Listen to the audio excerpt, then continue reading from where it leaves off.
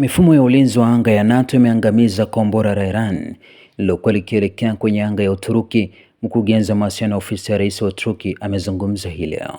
Kombora lililorushwa kutoka Iran likipitia anga ya Iraq pamoja na Syria na likielekea kwenye anga yetu kutoka eneo la Hati limeharibiwa na mifumo ya ulinzi wa anga ya NATO, mkurugenzi huyo alisema katika taarifa yake.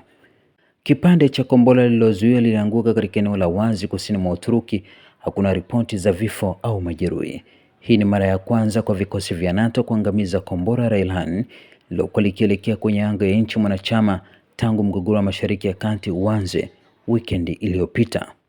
Iran imetoa angalizo jipya kwa Israel pamoja na washirika wake kupanua mashambulizi ya kulipiza kisasi ikiwa na diplomasia wake watashambuliwa nchini Lebanon.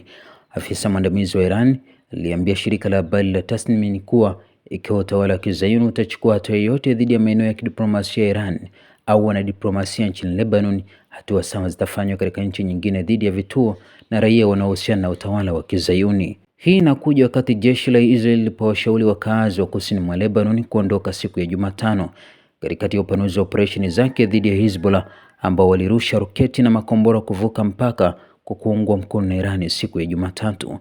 Wakati huo Marekani imefunga balozi zake katika nchi tatu katika Ghuba ya Uarabuni ikionya Marekani kuondoka eneo hilo. Siku ya Jumanne, shambulio la droni liligonga eneo la ubalozi wa Marekani huko Dubai.